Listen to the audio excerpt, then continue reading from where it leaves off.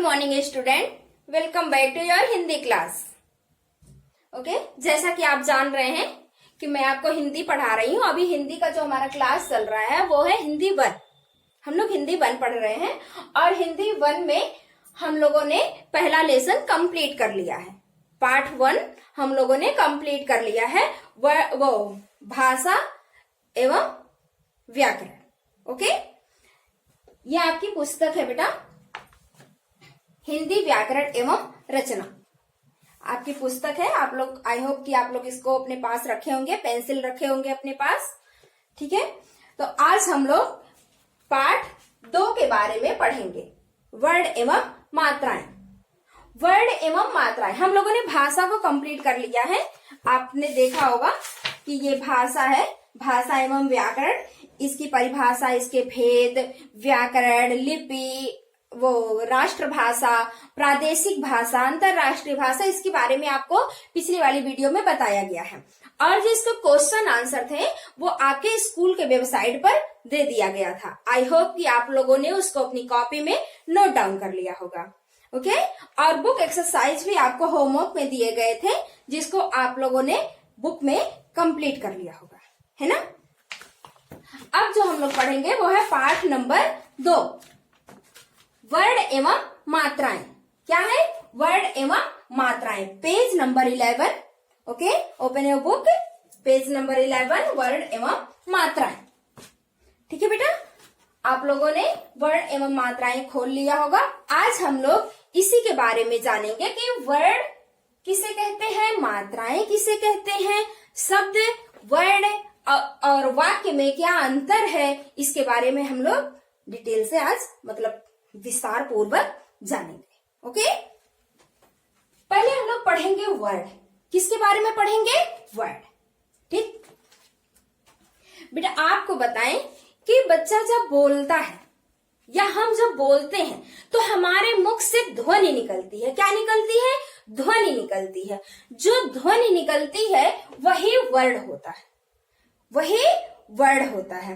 अर्थात वह छोटी से छोटी ध्वनि जिसके टुकड़े नहीं किए जा सकते वे वर्ड कहलाते हैं। वह छोटी से छोटी ध्वनि जिसके टुकड़े नहीं किए जा सकते वे क्या कहलाते हैं? वर्ड कहलाते हैं। क्या कहलाते हैं बेटा? वर्ड कहलाते हैं। जैसे आप LKG में पढ़ रहे थे क्या? अ। अभी भी आप पढ़ते हैं और बोलते हैं अ, और क्या बोलते हैं? क,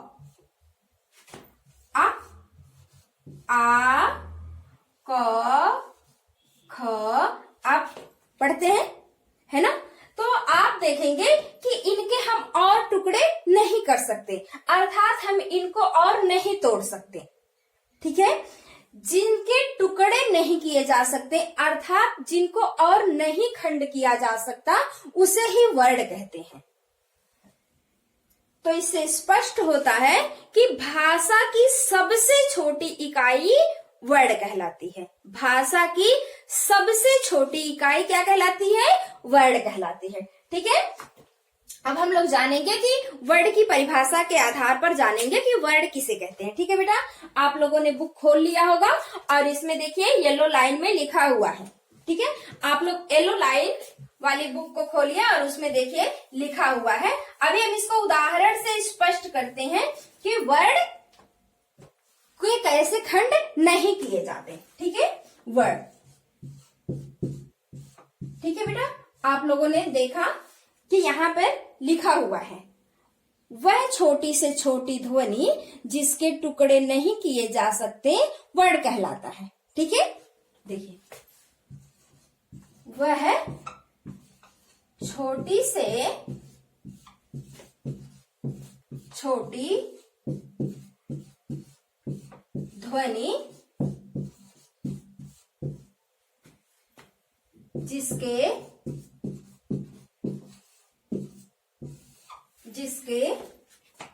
और टुकड़े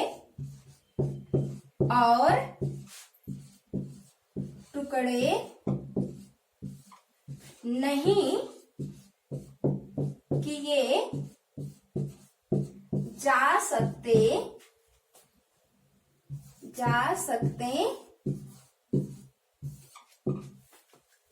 वर्ड कहलाता है। क्या कहलाता है? वर्ड कहलाता है। क्या कहलाता है बेटा?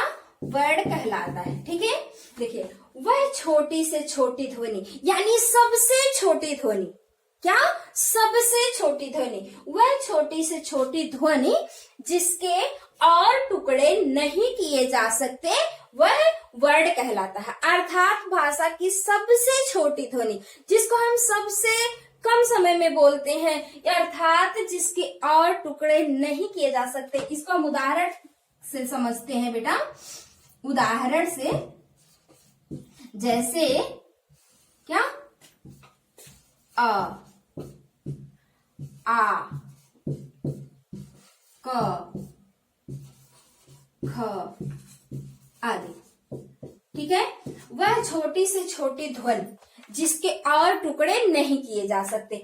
अर्थात ये जो आप लिखे हैं, आपने देखा, इसके और टुकड़े नहीं किए जा सकते, इसके और खंड नहीं किए, अर्थात इसको तोड़ा नहीं जा सकता है। जबकि अगर आप लिखते हैं काम, लिखते हैं, क्या लिखते हैं? काम, तो आप काम को क्या करते हैं? तोड़ सकते हैं। जैसे अभी देखिए यह एक शब्द है और इसको आप कैसे तोड़ देते हैं?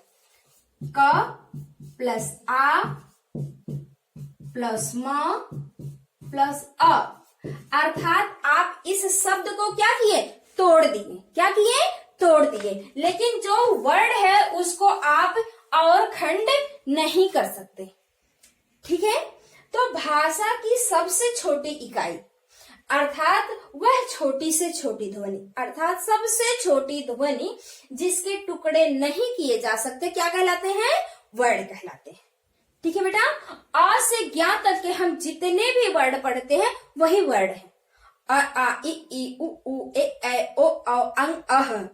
ठीक है, उसके बाद क ख ग घ अंगा, फिर क से लेके ज्ञा तक जितना भी वर्ड आप पढ़ते हैं, चाहे वह स्वर हो चाहे व्यंजन हो, सब क्या कहलाता है? वर्ड कहलाता है। आई होप कि आपको वर्ड समझ में आ गया होगा, है ना बेटा? ठीक है, अब हम लोग पढ़ेंगे स्वर के भेद, वर्ड के भेद। किसके भेद? वर्ड के भेद। देखिए हमने ऑलरेडी इसमें लगा रखा है बोर्ड पर, वर्ड के भेद। वर्ड के कितने भेद होते हैं? 2 भेद होते हैं। कितने भेद होते हैं बेटा? 2 भेद होते हैं वर्ड के। ठीक है, वर्ड के 2 भेद होते हैं। देखिए यहां पर लिखा है वर्ड के भेद। वर्ड के 2 भेद होते हैं, पहला स्वर और दूसरा व्यंजन। पहला स्वर और दूसरा व्यंजन। ठीक है, यानी जो वर्ड हम पढ़ते हैं अ से ज्ञा तक, ज्ञा तक नहीं, आप इसको, ये जो स्वर और व्यंजन बताए गए हैं ये ज्ञा तक पूरे नहीं है।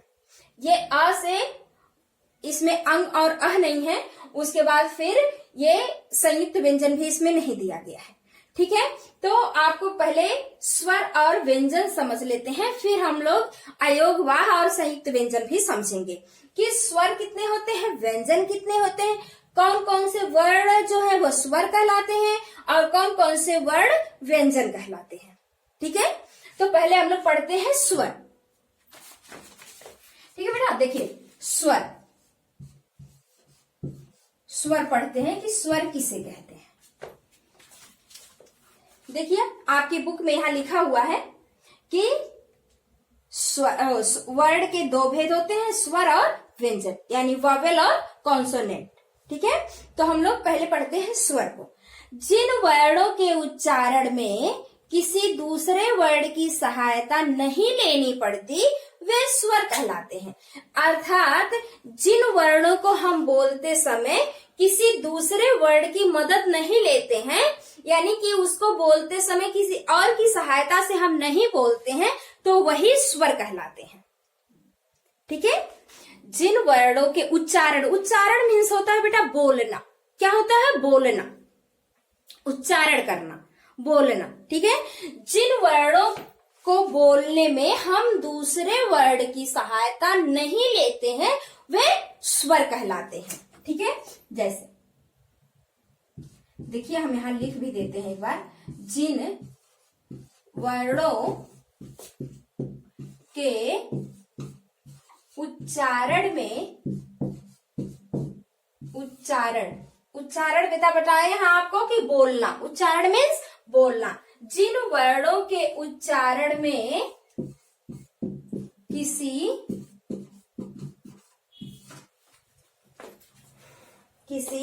दूसरे वर्ण की सहायता नहीं लेनी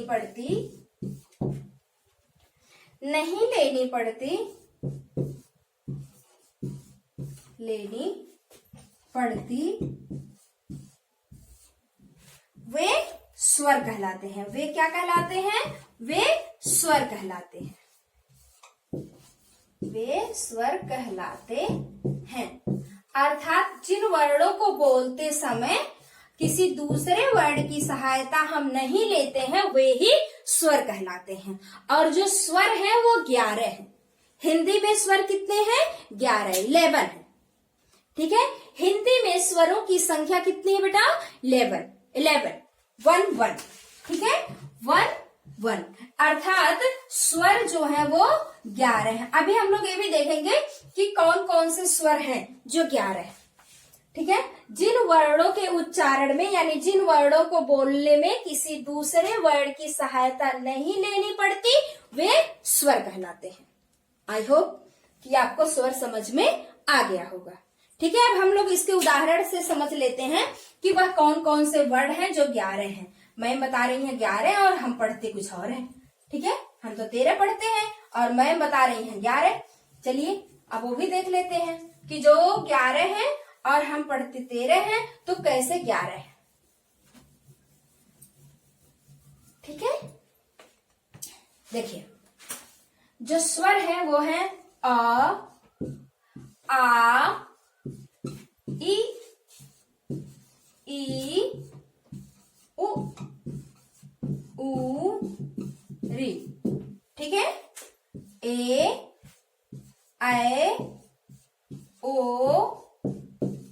औ। अब हम लोग इसको काउंट कर लेते हैं कि ये कितने हैं।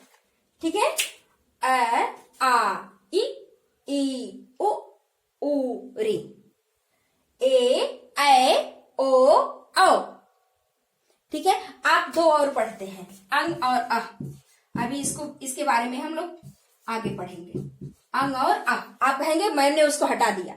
ठीक है, पहले हम लोग यही स्वर है, आपके यही स्वर है। ठीक है बेटा, 1, 2, 3, 4, 5, 6, 7, 8, 9, 10, 11 यानी कि जो स्वरों की संख्या है वो 11 है। हिंदी में स्वर कितने होते हैं? 11। अगर आपसे कोई पूछता है कि हिंदी में स्वर कितने होते हैं तो आप क्या बताएंगे कि 11 होते हैं। और आपको ये भी पता चल गया कि अ से औ तक ही स्वर होते हैं। ठीक है बेटा, अ से औ तक स्वर होते हैं और यही जो अ से औ तक है यही स्वर क्या करते हैं? गिने जाते हैं। ठीक है, अंग और अह भी आप यहीं पे पढ़ते हैं परंतु उसको हम स्वर की श्रेणी में नहीं पढ़ते, वह स्वर नहीं होते हैं। अभी हम लोग आगे पढ़ेंगे कि वो क्या होते हैं। ठीक है, अब हम लोग आते हैं व्यंजन पर। ठीक है बेटा, आपको समझ में आ गया होगा कि स्वर किसे कहते हैं और वे कितने होते हैं, कौन कौन से स्वर हैं जो स्वर की श्रेणी में है और उनको कैसे 11 माना जाता है ना। आई होप कि आपको यहाँ तक समझ में आ गया होगा, है ना बेटा। अब हम लोग पढ़ेंगे व्यंजन के बारे में। किसके बारे में पढ़ेंगे? व्यंजन के बारे में। जो व्यंजन है यह भी वर्ण के ही भेद हैं, क्योंकि आपने पढ़ा है कि वर्ण के 2 भेद होते हैं। पहला आपने पढ़ा है स्वर और दूसरा क्या पढ़ा है? व्यंजन। तो स्वर तो आपने समझ लिया, अब हम लोग समझते हैं व्यंजन किसे कहते हैं। ठीक है, व्यंजन,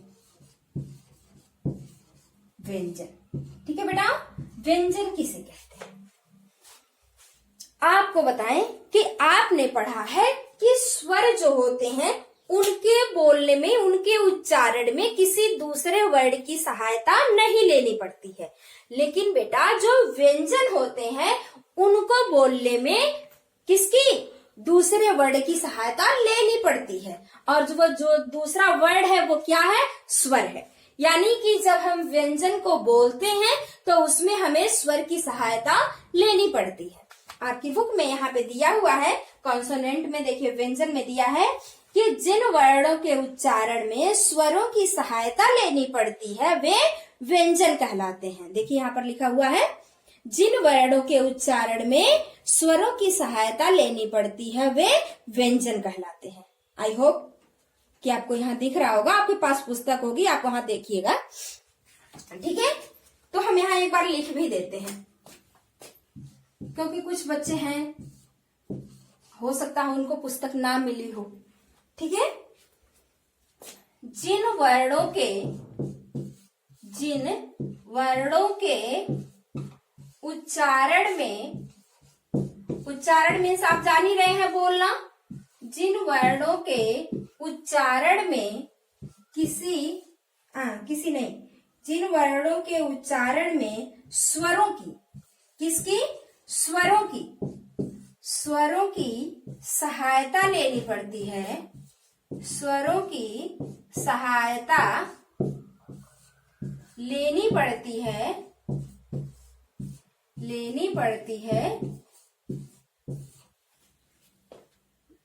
वे क्या कहलाएंगे? वे व्यंजन कहलाएंगे। क्या कहलाएंगे? व्यंजन कहलाएंगे। वे व्यंजन कहलाते हैं। ठीक है बेटा, यानी जिन वर्णों को बोलने में हमें स्वर की सहायता लेनी पड़ती है वे व्यंजन कहलाते हैं। आई होप कि आपको व्यंजन भी समझ में आ रहा होगा कि व्यंजन जो है वह किसकी सहायता से बोले जाते हैं। तो यदि आपसे पूछा जाए कि व्यंजन किसकी सहायता से बोले जाते हैं तो आप सीधे बता सकते हैं कि जो व्यंजन है वह स्वरों की सहायता से बोले जाते हैं, स्वर की सहायता से बोले जाते हैं।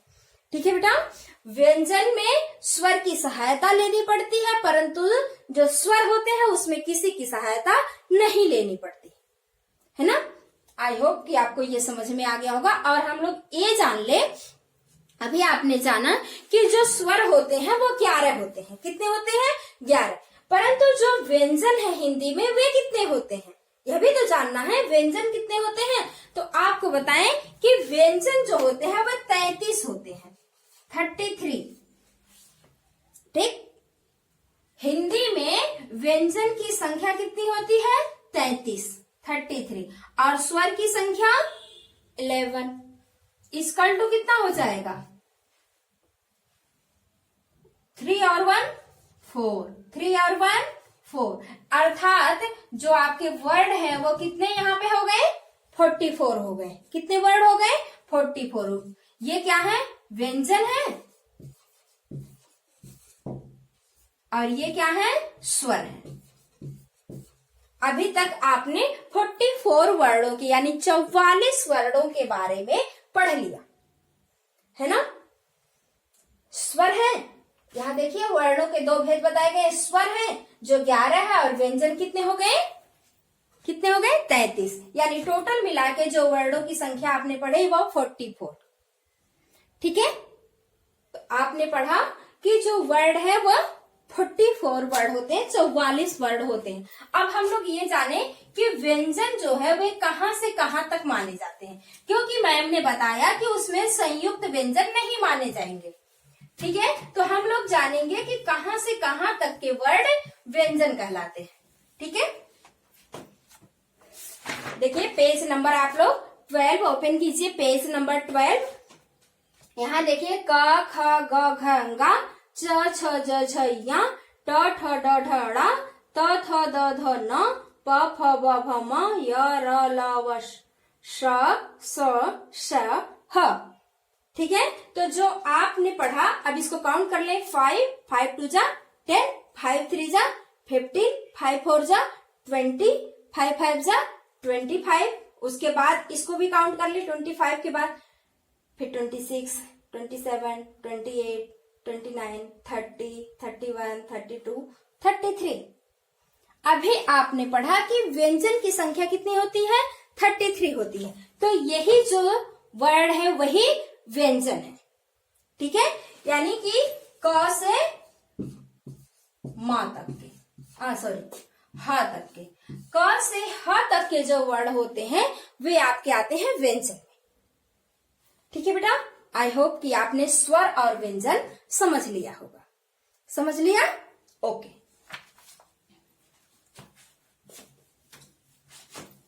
ठीक है, अब हम लोग पढ़ते हैं अयोगवाह। अभी आप जब स्वर पढ़ रहे थे तो वहां आपने इसके बारे में थोड़ा सा सुना है, अंग और आह के बारे में सुना है कि नहीं सुना है? सुना है बेटा? चलिए, अयोगवाह, अयोगवाह, इसके बारे में पढ़ते हैं। आपको ये अभी आपने वर्ड के बारे में पढ़ा, लेकिन आपने अयोगवाह के बारे में नहीं पढ़ा, जो कि आप इसको स्वर में अभी तक उच्चारित करते आ रहे हैं, लेकिन आपको ये बताया गया कि ये स्वर नहीं होते हैं, क्योंकि हिंदी में जो स्वरों की संख्या वो 11 ही है। ठीक है, अंग और अह अयोगवाह में आते हैं। किस में आते हैं बेटा? अयोगवाह में। अयोगवाह मीन्स जो ना तो स्वर होता है और ना ही व्यंजन, जो ना तो स्वर होते हैं और ना व्यंजन होते हैं, वे क्या कहलाते हैं? अयोगवाह। क्या कहलाते हैं? अयोगवाह। जो वर्ड ना तो स्वर होते हैं और ना ही व्यंजन, जो वर्ण न स्वर होते हैं न व्यंजन, वे क्या कहलाते हैं? अयोगवाह। क्या कहलाते हैं? अयोगवाह। आपने देखा कि इसको हम वर्णों के भेद की श्रेणी में नहीं पढ़ रहे हैं, है ना, इनको हम अलग से पढ़ रहे हैं। अयोगवाह एक और होता है, वो है आप इसका प्रयोग करते हैं, इसकी मात्रा का प्रयोग करते हैं। किसका प्रयोग करते हैं? इसकी मात्रा का। ठीक है, इसकी मात्रा है ये और इसकी मात्रा है ये। इसको कहते हैं अनुस्वार, इसको कहते हैं विसर्ग और इसको कहते हैं अनुनासिक। ठीक है बेटा, अनुस्वार, विसर्ग और अनुनासिक। इससे हम लोग शब्द जो बनाते हैं, जैसे आपने बनाया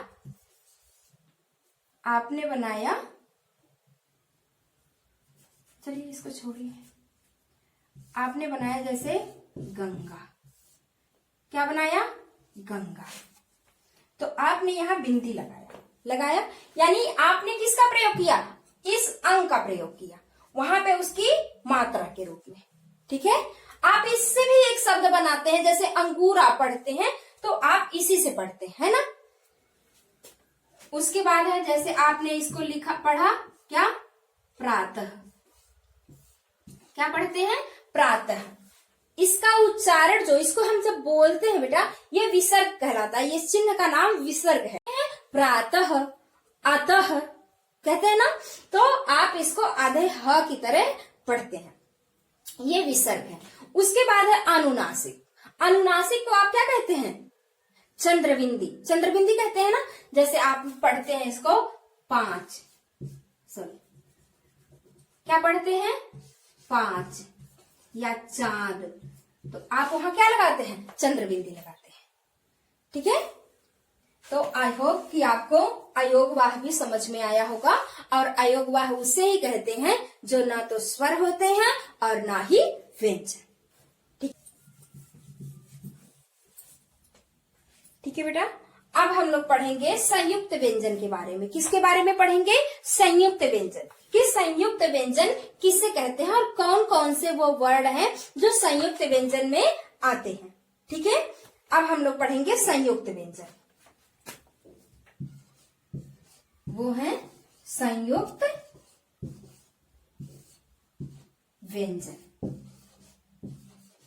संयुक्त व्यंजन आपने अभी व्यंजन पढ़ा है जो 33 माने जाते हैं, 33 माने जाते हैं, परंतु आपने उसमें संयुक्त व्यंजन को नहीं पढ़ा है। ठीक है, संयुक्त व्यंजन किसे कहते हैं?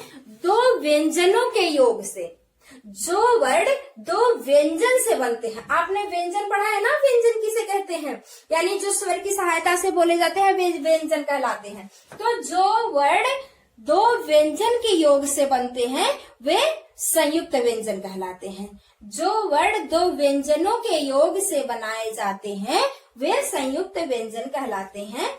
आप देख रहे होंगे पेज नंबर 12 में, दो व्यंजनों के योग से बने वर्ड संयुक्त व्यंजन कहलाते हैं। दो व्यंजनों के योग से बने वर्ड संयुक्त व्यंजन कहलाते हैं। ठीक है बेटा। अब देखिए इन व्यंजनों की संख्या 4 है। जो संयुक्त व्यंजन है उनकी संख्या कितनी है? 4। अब आप सोचेंगे कि वो संयुक्त व्यंजन जो 4 मैं बता रही हूँ कौन कौन से हैं, तो आप उसको भी पढ़े हैं। जैसे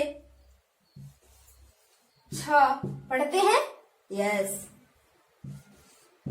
त्र ये भी पढ़ते हैं, क्या ये भी पढ़ते हैं, और स्र ये भी पढ़ते हैं। यानी जो आप पढ़ते हैं यही संयुक्त व्यंजन है। अब यहाँ पे इसका डिफिनेशन लिखा हुआ है, दो व्यंजनों के योग से बने वर्ड संयुक्त व्यंजन कहलाते हैं। दो व्यंजनों के योग से। अब वो दो व्यंजन जो मिल करके 6 को बनाए हैं उसके बारे में हम लोग पढ़ेंगे। ठीक है। जैसे क नीचे हलंत का चिन्ह है प्लस श बन गया 6। ठीक है बेटा। उसके बाद त्र बनाना है हम लोगों को, त प्लस र क्या बन गया? त्र।